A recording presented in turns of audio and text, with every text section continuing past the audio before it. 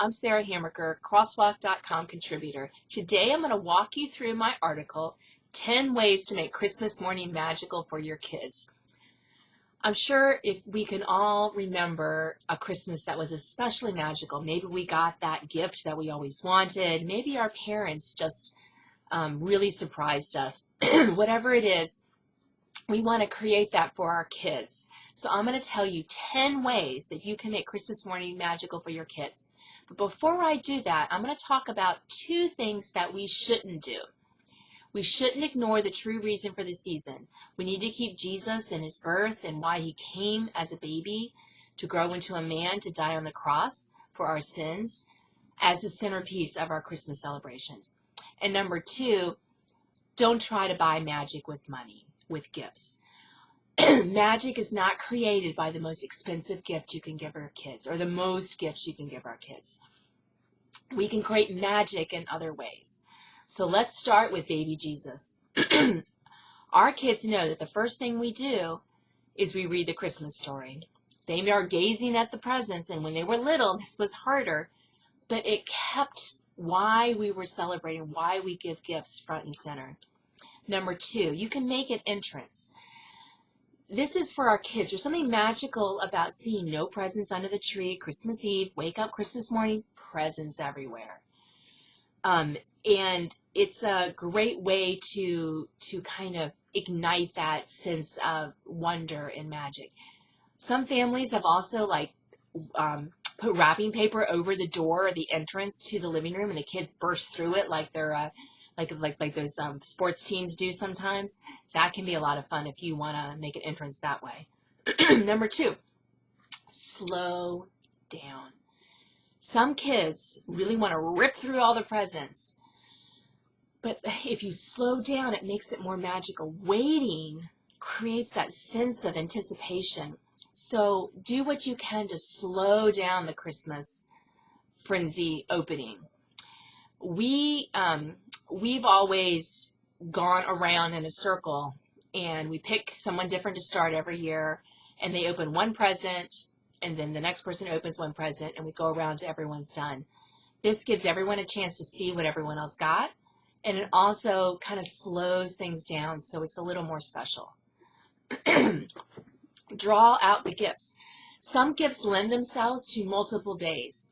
For example, when I was little, I had these Mandy and Jenny dolls. They're kind of like the American Girl dolls of today, by Fisher Price. And for like 10 days before Christmas, every time I woke up, one of the dolls were dressed in a different outfit, a brand new outfit that my mother, who's a wonderful seamstress, had made. That was super special for me. I recreated that for my girls one year, where I had just dressed them in different outfits, these dolls that I was giving to them. I was giving them my old dolls.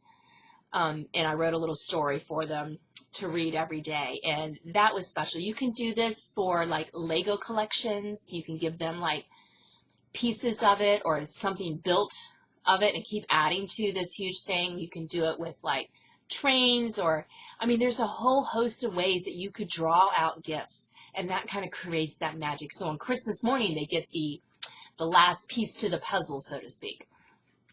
Have a special breakfast. And when I was asking my two teenage boys what made Christmas magical to them, they both said jelly cake and this sausage and grits casserole that I make every year. They said that was really special. So create some sort of special, but it doesn't have to be totally unique to Christmas, but it's something that you generally only have once a year. Tap into the older generation for assistance. The grandparents, they've been creating magic for years. If you're out of magic yourself, ask them.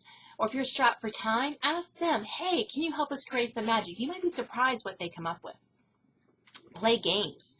This is something that my family's always done. Somebody always got a new game, and we always made time to play it. And there was just something that just kind of created that family camaraderie, that magic. After all the presents were open and we're stuffed with breakfast, we would sit down and play a game.